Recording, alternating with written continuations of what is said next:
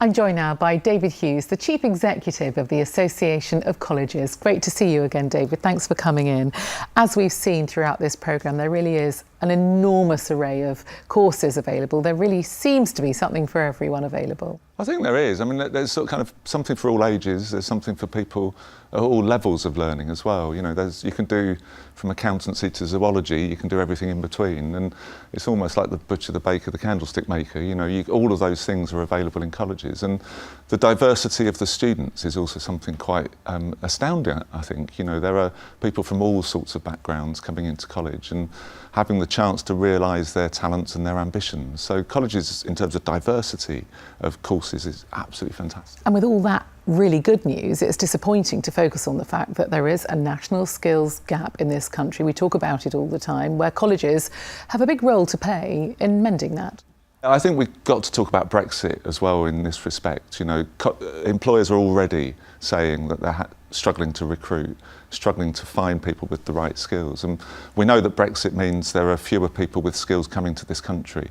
So we're going to have to train people who are already here, already in work, in the labour market, but don't have the skills for those jobs. And employers that we surveyed recently said the biggest challenge for them was recruiting skilled people. It's not the single market or, you know, the customs union or Brexit itself. It's how do we find the people who can do the jobs that matter in our economy now.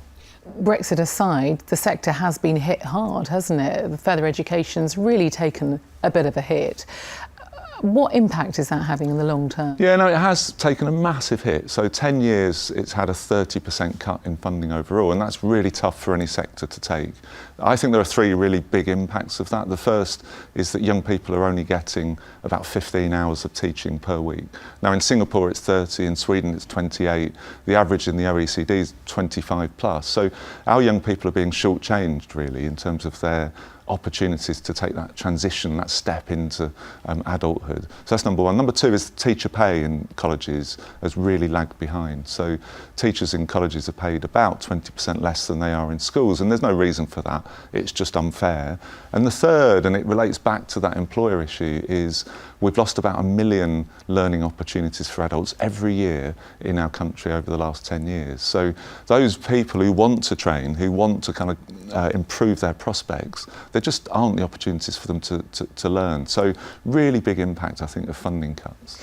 It must be enormously frustrating to be in your position, to see all of that happening around you, not to be able to do very much about it, and also to be aware of the impact that colleges have, not just on the individual and the long term of the country, but also communities. Yeah, and that's the problem, isn't it? If we talk about funding and problems all the time, we miss the fact that more than 2 million people every year get a fantastic experience in colleges, and those people are helping to transform their own lives. They're helping to transform communities. They're participating in democracy, they're volunteering, they're getting jobs, they're getting on in life, and it's the ripple effect of that learning that really matters. And we think colleges are just essential parts of every community. Every place should have a really good college because their contribution to social, cultural and economic life is just fantastic. Long term, do you feel optimistic or pessimistic? I am optimistic because colleges are about people. They're about helping people realise their ambitions, and we need more of that. And we know that the government are starting to listen.